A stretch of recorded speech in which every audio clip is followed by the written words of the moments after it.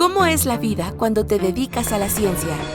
Esto es Expreso de Ciencias, una charla con retos, logros y grandes revelaciones de la mano de expertos que cambiarán tu manera de ver el mundo. Expreso de Ciencias, tu boleto que transforma la ciencia en una aventura. Previamente en Expreso de Ciencias, ¿a quién más te gustaría que invitáramos a Expreso de Ciencias que sea de tu mismo departamento? ¿A quién? A muchos, no sé a quiénes hayan invitado ya, ¿no? Pero yo creo que hay varios de mis colegas que son verdaderamente destacados, ¿no? Que me gustaría mucho además escucharlos. ¿Quién? Miren, por ejemplo, Lucila, ¿no? Lucila Mercado, ¿no? Okay. Sí, me parece que es una persona muy, muy interesante. Les damos la bienvenida a Expreso de Ciencias. En cada episodio conversamos con expertos que están a la vanguardia del entendimiento humano y nos adentramos en cómo este conocimiento transforma nuestra percepción del universo y moldea nuestra vida cotidiana. Grabando desde la UAM Coajimalpa, nos da mucho gusto que nos acompañen en cabina como entrevistador invitado, Dr. Carlos Jaimes González, del Departamento de Tecnologías de la Información. Un gusto estar aquí, muchas gracias por la invitación. Excelente, es la primera vez que te encuentras en esta cabina. Exactamente. Muchas gracias. Ya lo conocen, una pequeña intervención especial, el doctor Julián Alberto Fresán Figueroa del Departamento de Matemáticas Aplicadas y Sistemas. Buenos días, tardes o noches, esperamos que este episodio les guste muchísimo. No se olviden de seguirnos en TikTok, en Spotify, en YouTube y pues vamos a la conversación. Saludos a todos nuestros escuchas, soy su conductora Ana Karen Fuentes Ortega y la invitada de hoy es maestra en diseño industrial. Para acercarnos a su trabajo debemos pensar en arquitectura, bioclimatismo, ergonomía y antropometría. El micrófono es para la maestra Lucila Mercado Colín. Hola, pues bienvenidos a todos quienes nos están escuchando y pues yo les agradezco esta invitación. La verdad es que también es la primera vez que estoy aquí, pero bueno, pues me siento entre amigos con gente a la que ya conozco y me da muchísimo gusto ver. Perfecto, muchísimas gracias por aceptar la invitación. Siempre es lindo ver cuando es la primera vez en cabina, esta emoción en sus ojitos, en su voz. Muy lindo de ver, muchísimas gracias por estar aquí. Y bueno, vamos a empezar la conversación. Antes de entrar en todas las terminologías específicas de tu investigación, de tu carrera académica, vamos a ver un poco al pasado. ¿Cómo eras de niña? Ay. ¿Cómo describirías tu infancia? Esa es una pregunta compleja, ¿no? Lo es. ¿Cómo era de niña? Pues yo creo que para que después esa niña se interesara en el diseño, pues era una niña que le gustaba mucho observar, amaba quedarme horas mirando a las hormigas, era así creo que uno de mis pasatiempos favoritos. Pues por supuesto la curiosidad era importante, el gusto en aquel momento de dibujar es creo que tal vez uno de los momentos en los que muchos que estamos interesados como en estas cosas de manualidades y demás nos reconocemos luego como personas que podríamos vincularnos con los diferentes tipos de diseño, no solo el industrial, sino creo que por ahí esta situación de el interés por el arte, el interés por resolver problemas que tengan que ver con manipular productos, objetos, materiales, pues creo que por ahí estoy y tal vez diría que en muchos sentidos, el ámbito familiar también me llevó a verme en este entorno del diseño, ¿no? Si bien es cierto, mi padre y mi madre no eran diseñadores, siempre los visualizo como personas muy creativas, ¿no? Esta forma de resolver, de ser ingeniosos, innovadores, creo que por ahí encuentro una beta que luego esa niña pues siguió de manera mucho más formal y ahí la diseñadora, ¿no? Ok, Sí. Interesante. Vaya, hablamos de una infancia muy, muy observadora, lo acabas de decir, creativa, ya tenías una base, un camino a seguir hacia lo que te llevó al diseño, pero entonces, ¿cómo le describirías a esa niña a tus 12 años, a qué te dedicas hoy en día? Pues diría que sigo dedicándome a observar, pero ahora esa observación tiene un objetivo. Ahora esa observación justo está, podríamos pensar que enfocada en conocer a las personas para quienes identificamos problemáticas que viven tal vez en la vida cotidiana y que necesitan que los diseñadores o los ergónomos podamos hacer una intervención en esa problemática y darles algún tipo de solución. Fíjate que a mí me parece súper interesante porque en esta temporada, la temporada pasada que fue con los colegas de Ingeniería en Computación, nos comentaban también que en su infancia les gustaba mucho esta parte de manipular objetos, ellos decían como de construirlos por alguna manera, desarmar y armar, ¿no? Y en esta temporada con los diseñadores, varios nos han dicho lo mismo, ¿no? Es como una intersección bien padre porque por un lado es como, a veces uno pudiera pensar en este caso en la ingeniería en computación, en el diseño como cosas medio diametralmente opuestas bajo alguna especie de diámetro, pero surgen como de esta misma curiosidad de entender el mundo. Hace un momento nos hablabas un poquito de ergonomía. ¿Qué es eso de la ergonomía? Bueno, la ergonomía es una disciplina así preciosa que justo acompaña a todas estas otras disciplinas que proyectan, ¿no? La ergonomía estaría vinculada con el desarrollo de software, por supuesto. La ergonomía es la disciplina que estudia a los usuarios, que entiende sus necesidades, que entiende, por lo tanto, cómo tendrían que ser las soluciones, cualquier tipo de solución que sea pertinente, pero también considera, y esa solución en dónde se va a usar, pensando en el entorno, ¿no? Físico-ambiental, biológico, etcétera.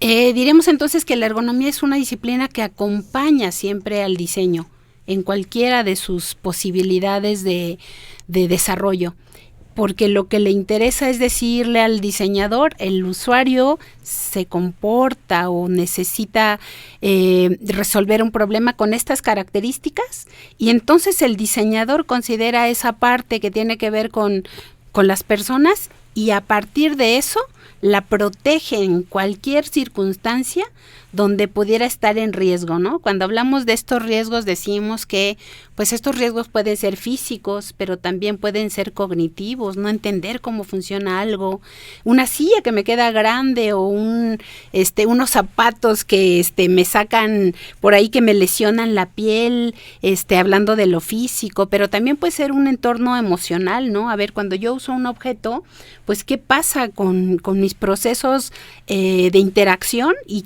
cómo eso afecta mis respuestas emocionales. Pero pues también podríamos hablar de cómo los objetos nos sirven pues para que entre las personas podamos compartir significados, valores, intereses, etcétera, ¿no? Entonces, pues la ergonomía en realidad actúa en prácticamente todos los ámbitos de la vida humana cuando hay un objeto mediador, un producto, mejor dicho, más que un objeto, un algo, un mensaje, un sistema, un servicio que va a ayudarme a resolver un problema que tengo como persona, ¿no? Como usuario le llamamos en ergonomía. Qué interesante, Lucila. Mira, ahora que comentaba Julián acerca de la temporada anterior en donde tenían a gente del Departamento de Matemáticas Aplicadas y Sistemas, yo de hecho la computación y el diseño las veo muy similares en cuanto a los procesos que llevan a cabo. Esto que tú mencionabas, Lucy, de el análisis de las personas, de analizar las necesidades de las personas, ¿cuáles dirías tú que deberían ser las características de una persona que quisiera adentrarse o que quisiera estudiar cosas de diseño o muy en particular de ergonomía? ¿Qué intereses debería de tener? Yo creo que de entrada tiene que tener interés de participar en el ámbito del diseño con la intención de promover el bienestar humano, ¿no? De proteger a las personas, de cuidarlas, de buscar alternativas que les ayuden a facilitar estos procesos. Entonces, en principio, yo creo que eso es una parte fundamental, que haya esta este interés, decía, este foco como de concentrarnos en tener habilidades y conocimientos que nos ayuden a describir, a interpretar lo que nos dicen las personas y a traducir eso, por supuesto, después en atributos de diseño, ¿no? Pero lo primero es que tenemos que tener claro que las personas van a jugar un papel fundamental en lo que vamos a diseñar, y creo que de ahí se van a derivar muchas otras cosas, ¿no? Conocimientos que son necesarios para el área.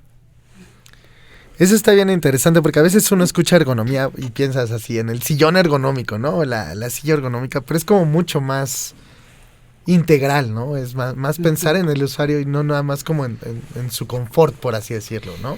Claro, es que es súper interesante, es cierto, ¿no? Ahora ya prácticamente vamos a todos los lugares. Por ejemplo, yo les comentaba antes de comenzar que tengo gatos, pero si vamos al veterinario ya hay collares ergonómicos y el cepillo, es decir, que esta idea del bienestar de alguna forma también ha pasado ya, no nada más a las personas, sino a usuarios, las plantas, incluso discutíamos hace unos días en una clase, ¿no? Si las plantas son usuarios. Pero eso significa también que, por ejemplo, cuando nosotros decimos, me voy a comprar un sillón ergonómico, en sí mismo el objeto no es el ergonómico, ¿no? Sino es la relación que hay entre la persona y el objeto que está usando para mediar esta actividad de, pues, relajarme en mi casa y ver la televisión, o tener una silla para trabajar frente a mi computadora. Eso significa que, por ejemplo, regresando tal vez un poco a la pregunta anterior, los diseñadores y los ergónomos tenemos que observar cómo es esa persona, qué características físicas tiene, pensando en las dimensiones corporales de entrada, ¿no? Estas diferencias individuales que van a ser tan relevantes para que cuando haya esta interacción del objeto, de la silla, del banco, de la mesa, del vaso, del termo, cualquiera que sea el objeto, en realidad ese objeto sea adecuado para mí. Eso es lo que hace esta idea de lo ergonómico, ¿no? Los objetos sí, claro, que para venderlos nos dicen que son ergonómicos, pero solo es ergonómico cuando al usarlo es adecuado para cada una de las personas que está usando, comprando, experimentando con ese objeto. Lucy, muy interesante esto que comentas. Esto yo desde mi disciplina, que es la computación, yo lo veo muy como si fuera cuestiones de usabilidad, cuestiones de interacción humano-computadora. ¿Cómo relacionarías tú estos dos conceptos que te acabo de mencionar con la ergonomía? ¿O tienen que ver también con la ergonomía? Sí, de hecho, tal vez partiríamos de hablar de los objetivos que tienen. En principio, todas estas perspectivas, usabilidad, ergonomía, interacción humano-computadora, diseño emocional, etcétera, tienen como foco promover el bienestar humano, ¿no? Cuidar a las personas. Pero luego de ahí tienen objetivos distintos. Por ejemplo, pensaría que tal vez la ergonomía es la disciplina, por los años que tiene en realidad de trabajo y de evolución, pues es la que está más consolidada y que probablemente es la que tiene más campos de acción. Pero por otro lado también, por ejemplo, la usabilidad pues se centra mucho en el análisis de productos interactivos. Pues ahí los procesos cognitivos van a ser importantes para entender cómo vamos a tener esta interacción con el objeto, ¿no? Es decir, voy a buscar que ese objeto sea usable. De hecho, la usabilidad es una rama de la ergonomía, que sea usable para esta persona, este grupo de personas. Partimos otra vez de lo mismo, ¿no? Cualquiera que sea el enfoque, de hecho le llamamos enfoques de diseño centrados en el usuario, cualquiera que sea tiene que observar esta idea de lo que le llamamos sistémico, ¿no? Si hay una persona que representa a un grupo de personas, a muchas otras que quieren resolver problemáticas iguales. Esa persona, pues, que tiene estas actividades las va a resolver por medio de algo, ¿no? De un sistema, decíamos hace un rato, de un objeto, y en condiciones ambientales que también van a ser decisivas para poder observar pues la respuesta de la persona. Entonces, hablar de esos elementos es lo que implica hablar del usuario, y todas estas disciplinas tienen ese interés ¿cómo hago para lograr la mejor relación, la más satisfactoria, la que promueva mejor rendimiento, etcétera, entre el objeto que va a resolver mi problema y la persona que lo va a resolver, ¿no? Todas estas abordan esta misma forma de vincularse con el usuario. Entonces yo creo que por ahí hay justo esta relación muy clara. Es de resaltar esta explicación que se tiene sobre lo ergonómico. Vaya, a veces tenemos esta conceptualización tal vez muy mercantil de lo que significa lo ergonómico, que a veces hasta está peleado con lo estético, con que esta silla está súper bonita pero es muy incómoda y esta silla es comodísima, pero es ergonómica, pero no me adorna tan lindo la casa. En esta relación tan humana y del acercamiento al usuario, a entender las necesidades humanas, podemos hablar de eso por muchísimas horas, pero yo quisiera saber en qué momento dijiste, yo me quiero especializar en este tema, yo necesito involucrarme, realizar investigación, realizar productos alrededor de lo ergonómico. Esa es una historia muy interesante, porque recuerdo muy bien que justo estaba desarrollando mi tesis de licenciatura y yo trabajaba en aquel momento en el Museo de las Ciencias, en Universum, y hubo una charla de un investigador, Fernando Gamboa. Fernando justo nos habló de ergonomía, de esto que yo no sabía cómo se llamaba cuando yo lo necesitaba para proyectarlo en mi tesis, pero cuando llegó Fernando y justo dio esta charla, identifiqué claramente que eso era lo que yo necesitaba y que era lo que quería hacer. Y bueno, una vez que descubres estos conceptos, te los vas encontrando en todos lados, ¿no? Y bueno, yo creería que ese fue el momento justo en el que empecé a investigar sobre eso. Después, afortunadamente, tuve contacto con Fernando. Bueno, Fernando ya no está con nosotros, pero lo recordamos con mucho cariño.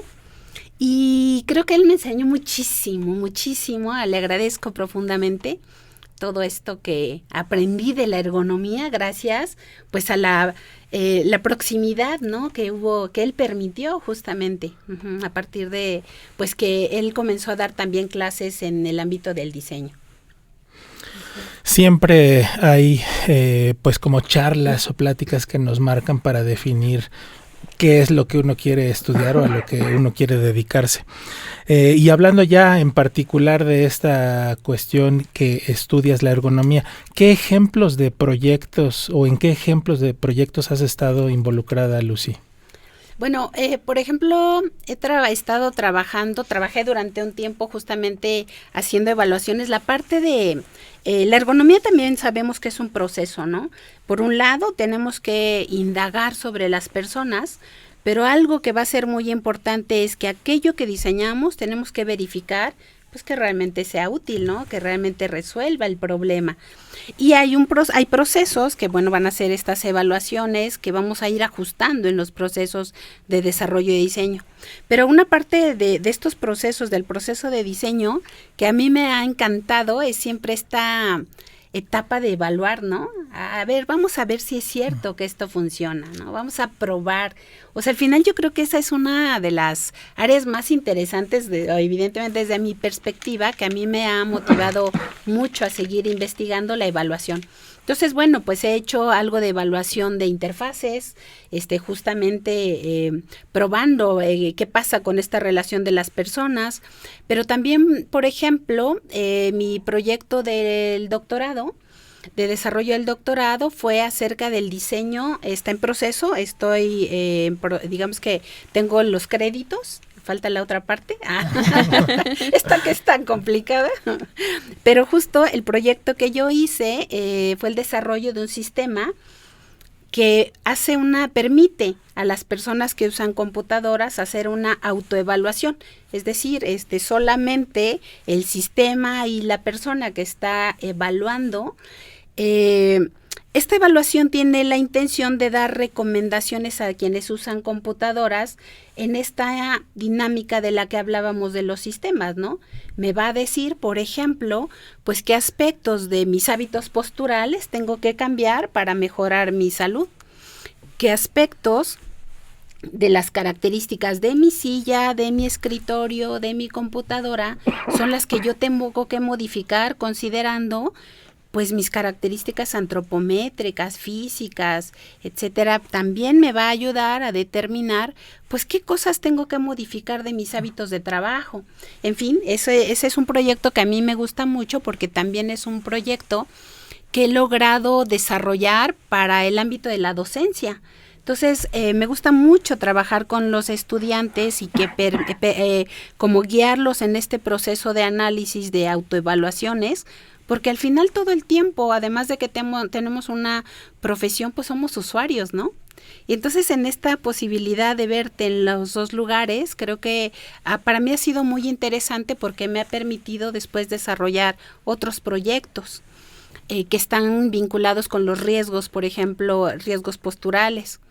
Y recientemente estuvimos trabajando justamente de manera muy cercana con el doctor Arturo Luna, que es de tu departamento, y se está diseñando una aplicación que es una ayuda para los momentos en los que, por ejemplo, suene la alerta sísmica y nos va a ayudar a resolver problemáticas que tienen que ver con en qué dirección debo ir para buscar un lugar de resguardo, ¿no? Un área de menor riesgo, o me va a guiar en la evacuación de un edificio. Entonces, la ergonomía en realidad trabaja en diferentes planos, porque trabaja vinculada con objetos pequeños, objetos medianos, pero también con estructuras arquitectónicas, en fin, ¿no? Pero esta parte de los sismos y de las reacciones humanas, la verdad es que me ha parecido muy interesante y es algo que tengo la intención también de pues seguir investigando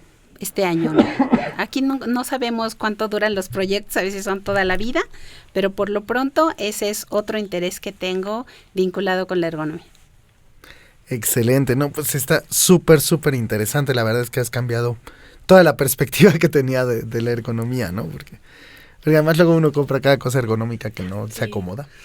Además me encanta ahorita que dices, ¿cómo se llama? De estos problemas de postura y los tres así como. Sí. Nos acordamos de ustedes no los vieron. A todos los que están escuchándonos en ¿cómo se llama? En Spotify, los tres nos acomodamos así derechitos en la silla en este momento. Fíjate que en este programa nos encanta el chisme.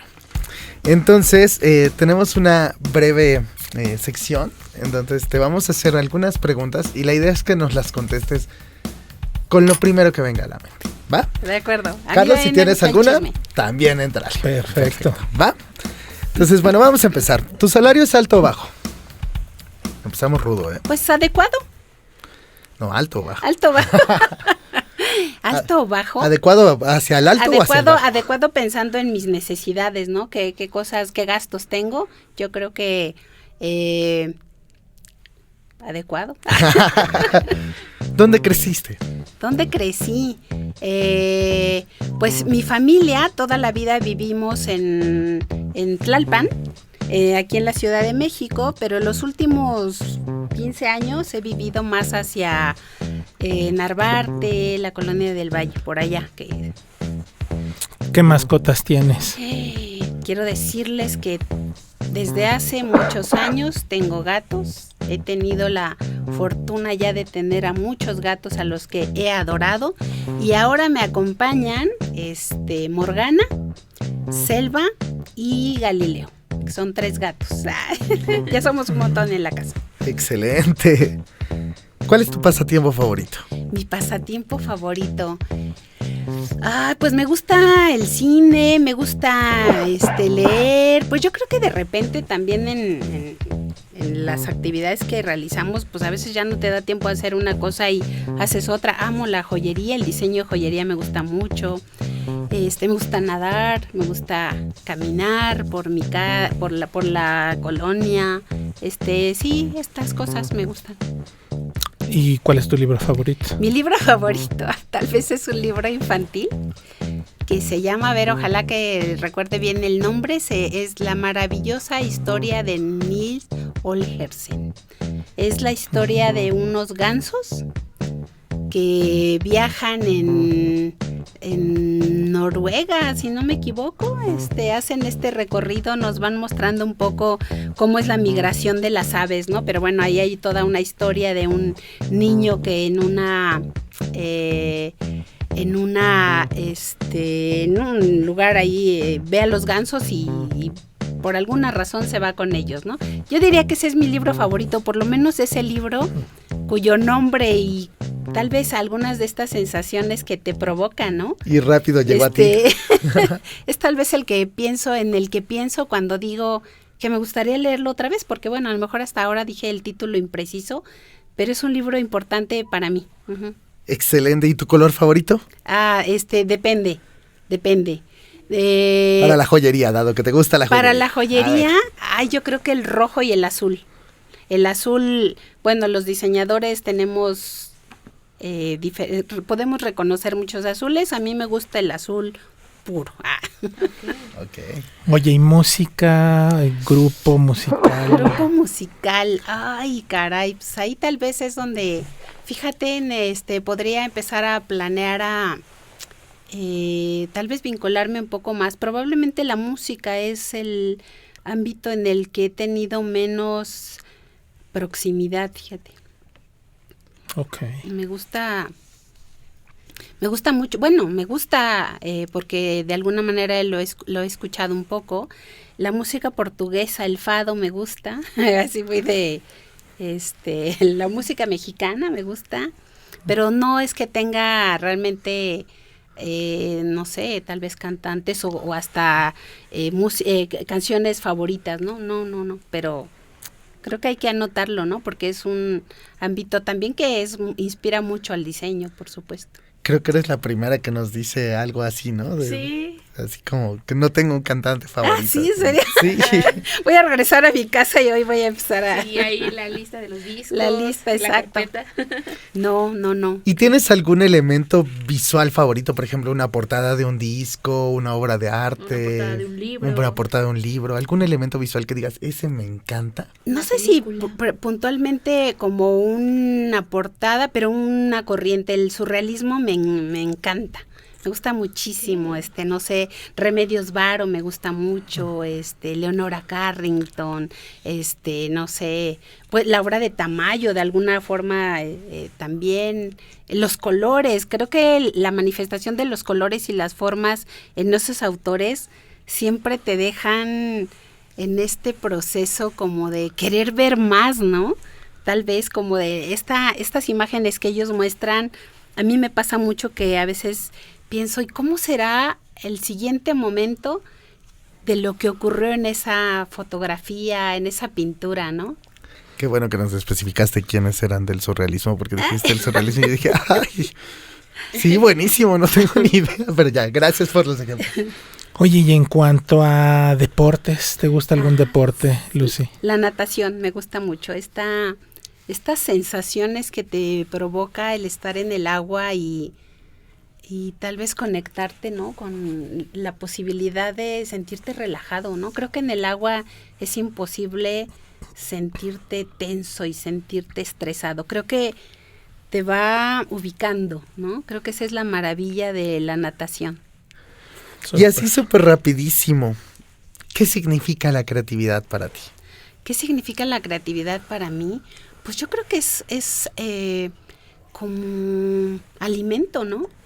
O sea, al final la creatividad llega a partir de las experiencias de vida que tienes, a partir de la manera en la que interpretas las cosas. Y yo creo que en esa interpretación de lo que vives y de lo que observas, de aquello que buscas, es que esto te da la posibilidad de transformarlo, de modificarlo, de adaptarlo a ti, ¿no? De entrada.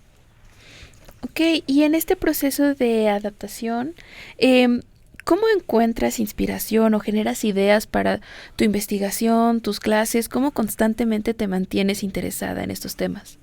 ¿Cuál es tu proceso creativo para...? Mi proceso creativo. Yo creo que parte, no sé si sea el único, pero es el escuchar a la gente cuando conversamos, ¿no? De repente escuchas algo y dices, ay, ese concepto no lo conozco. y lo buscas, y cuando lo buscas dices, es que esto tiene que ver con esto que hice, y que ahora al revisarlo puedo tener una justificación más clara, pero también puedo extender esas investigaciones que hice, ¿no?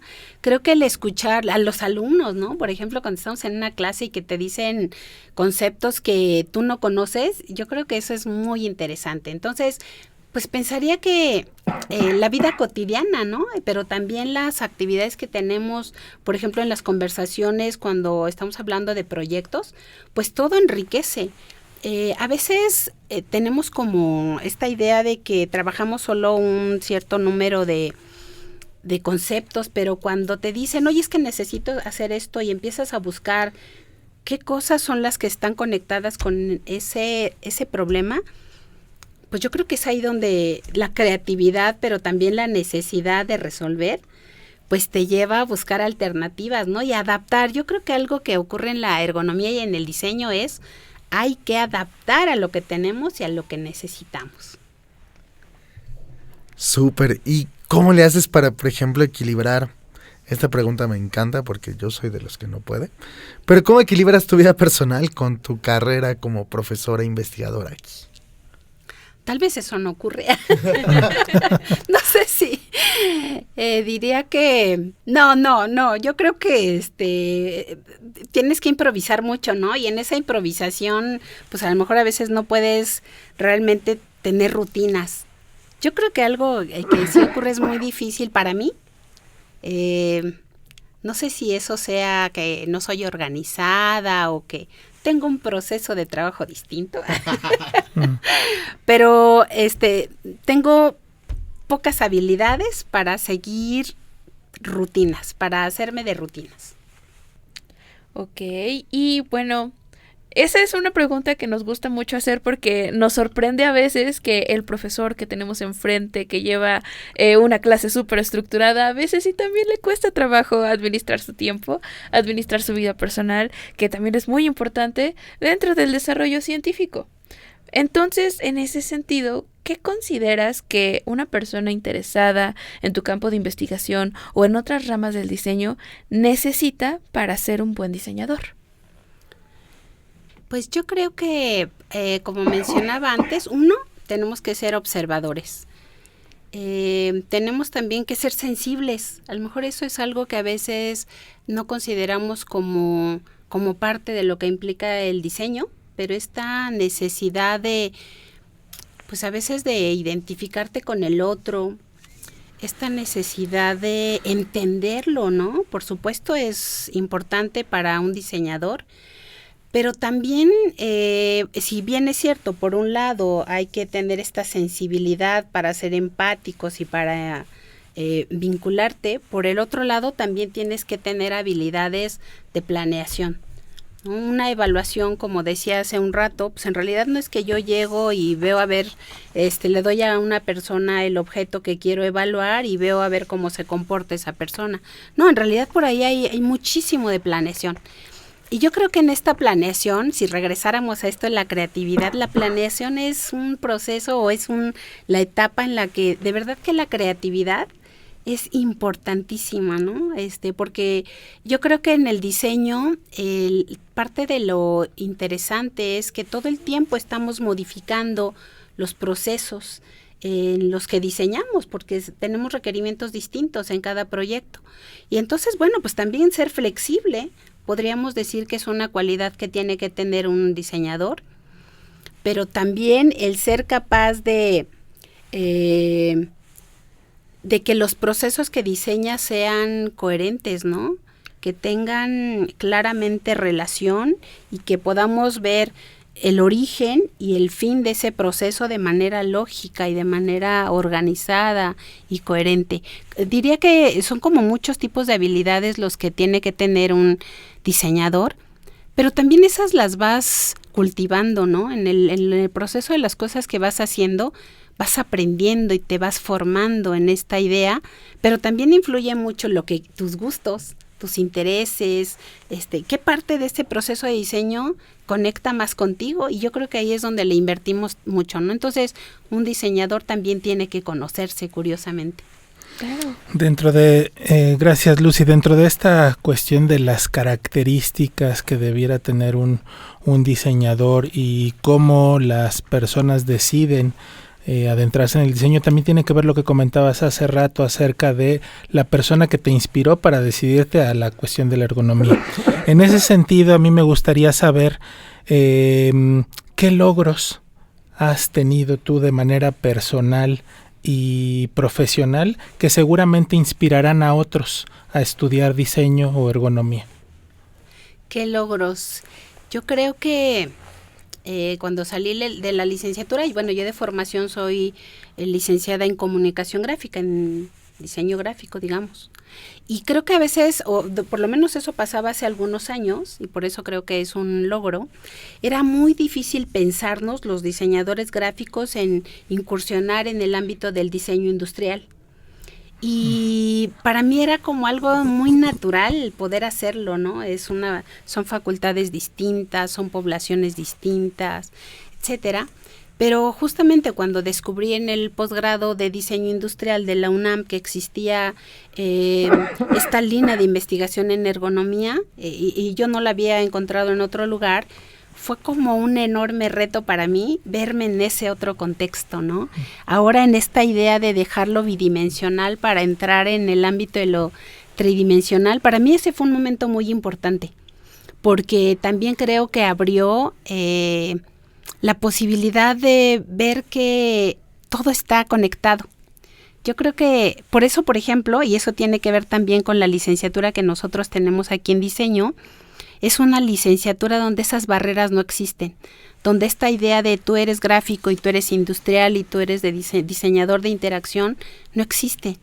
Nos vemos con las posibilidades y las facultades para poder incursionar en todos los ámbitos. Entonces yo creo que eso pues implicó para mí el vencer, no sé, incluso muchos temores, ¿no? De cómo me voy a ir yo a un campo que no conozco, que ha sido ajeno para mí, cómo me voy a involucrar en esto. Y la verdad es que me costó trabajo. Ahora ya no veo eso porque, bueno, pues ya tal vez también va cambiando la lectura que haces de las situaciones, todo va cambiando y te ves ya de manera natural en esos entornos, pero en su momento para mí sí fue un cambio importante. Okay. Perfecto. Y bueno, ya rumbo a la última sección de nuestro programa, y ahorita que aprovechando que tocabas ese tema de la licenciatura en diseño de aquí de la UAM Coajimalpa, ¿por qué crees que alguien, una chica, un chico en la prepa, que esté interesado en el diseño o interesada en el diseño, debería estudiar aquí en la UAM Coajimalpa y no en todas las otras opciones que hay, por ejemplo, aquí en la Ciudad de México? ¿Qué crees que sea así como lo que dices? No, aquí está chidísimo. Vénganse por acá. Yo creo que siempre estudiar, por supuesto, una licenciatura de diseño en cualquier institución es maravilloso. Pero si pensara en la gran cualidad que tiene nuestra licenciatura aquí, es esa posibilidad de hablar de que la formación que reciben es esta en la que les enseñamos, tal vez, les guiamos para que puedan tener claro cómo se relacionan las cosas, ¿no? Yo creo que hay mucho de análisis en la formación que tenemos aquí en Coajimalpa, y eso es creo que es una característica muy importante. Ese análisis les es útil a los estudiantes para entender las problemáticas vistas desde todos estos ámbitos de los que hablábamos, ¿no? Aquí nosotros no tenemos diseño, decimos diseño con apellidos, porque la idea es formar diseñadores que tengan las habilidades y los conocimientos para vincularse fácilmente con otras disciplinas, con las disciplinas que sean pertinentes para desarrollar un problema. Y yo creo que esta idea o esta posibilidad de que un estudiante no tenga barreras mentales, en el sentido de que hay disciplinas que nos cuestan trabajo, que son difíciles, o etcétera, creo que es una gran cualidad que tiene Coajimalpa, ¿no? Les formamos para que vean el mundo y todas las posibilidades de relación que hay en él, para establecer qué necesita una persona para solucionar los problemas que está, digamos que le impiden estar en bienestar, ¿no? Diríamos. Uh-huh. Excelente. Y justo un poquito en esta onda actual de todos estos temas de la inteligencia artificial, nos gustaría escuchar tu opinión sobre qué hace un diseñador que en este momento no haga la inteligencia artificial. Pues es que un diseñador tiene la capacidad y las herramientas para entender un problema cuando se acerca al usuario, ¿no? Le pregunta, tenemos herramientas para poder entenderlo. Y tal vez diría que la inteligencia artificial tiene un mundo mucho más reducido, ¿no? Es decir, estas posibilidades de interpretar, de tener cercanía, de esta empatía de la que hablamos hace un rato, pues es complicado pensar que lo puede hacer la inteligencia artificial, ¿no? Por ahí hay una limitación. Y creo que estas capacidades humanas de entender al otro son insuperables.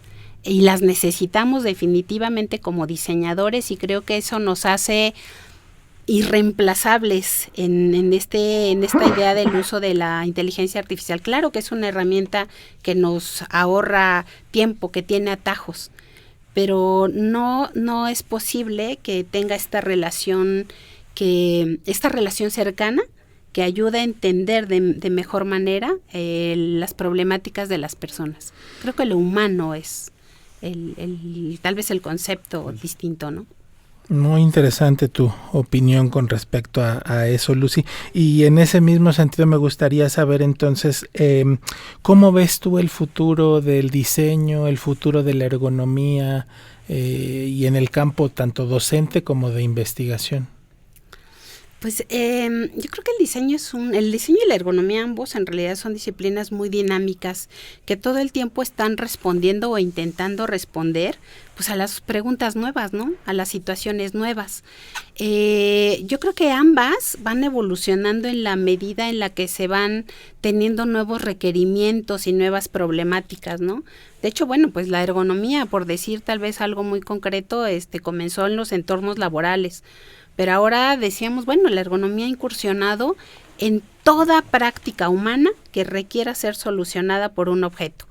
Y eso, pues es algo que no se va a terminar. Entonces, lo que vamos haciendo es extendiendo probablemente el conocimiento de las diferentes dimensiones humanas que están vinculadas con el entendimiento de las personas, ¿no? Entonces, bueno, pues podrán surgir muchas tecnologías, pero siempre se va a requerir de entender a la persona.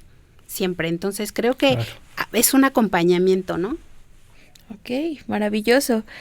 Fascinante conversación, Lucila. Siempre en esta temporada se ha desarrollado mucho la idea sobre el diseño y sobre la característica tan empática, tan en relación con las personas, no me fascina tanto la idea de decirles usuarios, porque pienso que tal vez las personas o el factor humano es todavía una idea a desarrollar muchísimo más amplia y específica. Entonces, muchísimas gracias.